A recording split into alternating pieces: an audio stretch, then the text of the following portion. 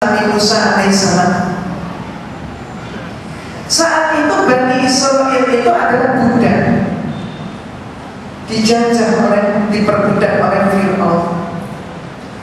Dalam posisi yang hidupnya diperbudak yang tidak enak itu, yang sengsara itu, maka Bani Israel ini memohon pertolongan Allah. Mohon ampun, mohon petunjuk, mohon pertolongan, mohon supaya dibebaskan dari perbudakan. Allah Subhanahu wa ta'ala kemudian mengutus Nabi Musa alaihissalam. Nabi Musa alaihissalam pun melaksanakan amanah Allah. Mereka dibimbing keluar, menyeberang dari perbudakan, masuk dalam kehidupan sebagai orang merdeka. Setelah merdeka, maka mereka mensyukuri karena Allah, tapi sementara. Setelah itu mulai berbuat ulah.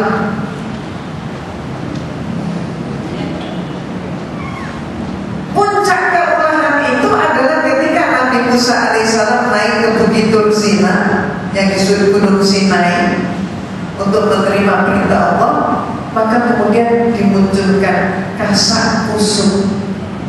Setelah kasak kusuk jadi isu. Setelah isu jadi intrik. Setelah jadi intrik kemudian jadi fitnah. Dikembangkan suatu pencitraan bahwa Nabi Musa tidak mungkin kembali. Kenapa? Karena paling-paling Nabi Musa sudah diterkam dimakan binatang buas, gak mungkin kembali. Maka kita untuk melanjutkan kehidupan perlu memilih pemimpin. Ini skenario ini sudah ambisi menjadi pemimpin. Maka kemudian Samiri dengan triknya macam-macam, dia kemudian berhasil mengambil alih kepemimpinan Nabi Musa alaihissalam, digantikan siapa? Samiri. Tapi apa dicampakkan oleh mereka? Mereka pilih berdasarkan nafsunya sendiri, yaitu Samiri. Mungkin kalau zaman sekarang pemilihannya pun pakai suara terbanyak atau pakai voting, kira-kira begitu. Bukan mohon petunjuk Allah. Kalau mereka mohon petunjuk Allah gak bakal begitu. Setelah Samiri terangkat, maka kemudian yang pertama kali agendanya adalah Samiri ini mengumpulkan emas perhiasan kaum ibu. Dikumpulin semua, dilebur, kemudian emas itu dibentuk menjadi sembahan mereka. Jadi apa? Jadi patungnya patung hewan namanya sapi. Nyembah patungnya hewan itu disembah oleh manusia. Coba. Demikian rendahnya Allah Subhanahu wa ta'ala oleh mereka digantikan dengan apa? Dengan patung. Patungnya apa? Patung sapi. Digantikan apa? Sapinya patung. Patungnya sapi. Ini yang terjadi. Ingkar mereka. Dan mohon maaf ibu dan bapak, di sini mari kita cermati, kita ambil ibrahnya, kita teliti lagi sejarah. Tolong silakan ditelaah yang namanya sejarah. Setiap kali suatu kaum itu ingkar, mohon maaf, siap-siaplah dengan murka Allah. Siap-siaplah dengan kehancuran. Mohon maaf, oleh panitia saya disediakan gelas kosong. Di sini juga diberi satu botol air mineral. Kalau air ini saya tuang, ketika masih di dalam batas sekian, dia tertampung. Terus, kalau sudah lewat ini, luber. Demikianlah ketika manusia itu berbuat ingkar demi ingkar masih tertampung, tidak terasa apa-apa. Tapi ketika sampai pada batas, awas jangan sampai demikian. Ketika sudah sampai pada batas, luber dia, sampah dia. Apakah yang minum ini seorang yang minum ini seorang pedagang, apakah yang meminum ini seorang presiden, siapapun dia, lubernya. Kalau sudah luber,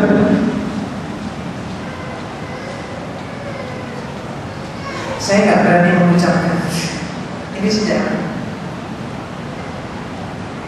Ibu dan bapak yang dirahmati Allah, dalam posisi yang sudah demikian itu, bagaimana nasibnya Bani Israel? Kembali dijajah, kembali diperbudak.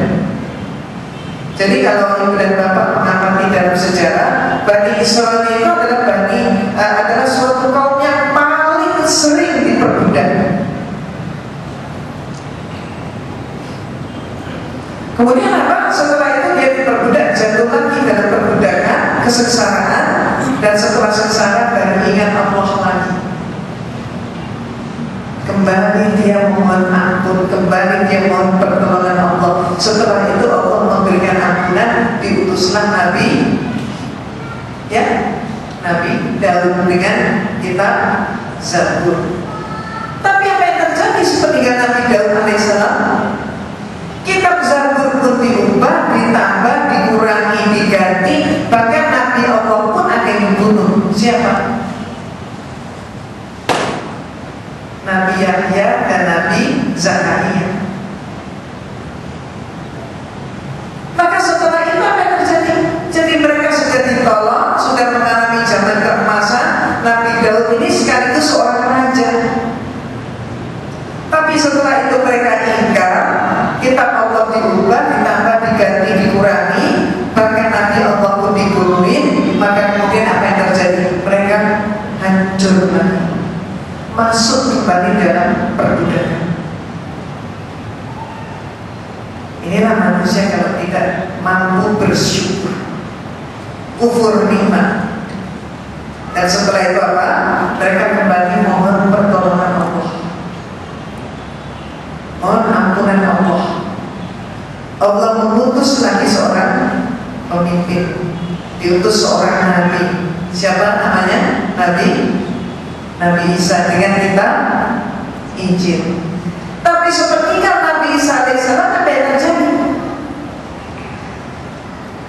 Nabi Isa alaihissalam, sepeninggal Nabi Isa alaihissalam, bukan hanya kitab Injil diubah, ditambah, dikurangi, diganti, tapi bahkan Nabi Isa alaihissalam pun dipertunankan.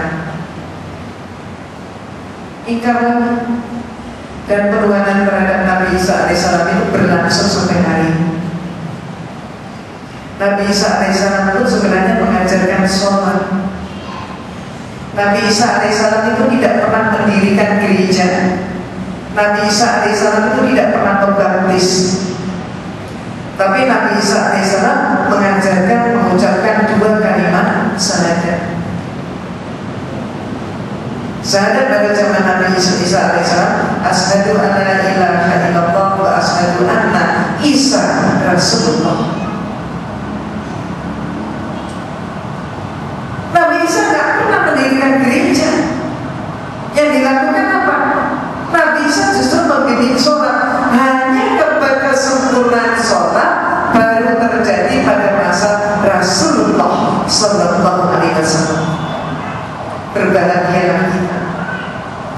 Tapi apa yang terjadi? Nabi Isa dipertuhankan. Maka sampai pada batasan ini, Allah Subhanahu wa Ta'ala kemudian sudah tidak memberi kepercayaan lagi kepada Bani Israel. Maka dialihkanlah nikmat Allah itu kepada saudara Nabi Ishak, yaitu Nabi Ismail. Keturunan Nabi Ismail menjadi satu-satunya Nabi, yaitu Nabi Muhammad Sallallahu Alaihi Wasallam. Ibu bapak dan saudara yang dirahmati Allah,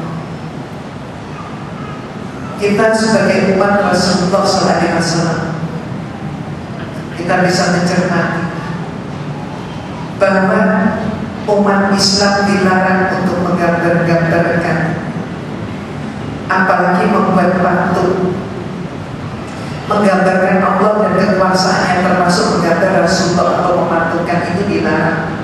Kenapa? Kalau manusia sudah digambar-gambar, apalagi dipatungkan, satu langkah berikutnya dia pun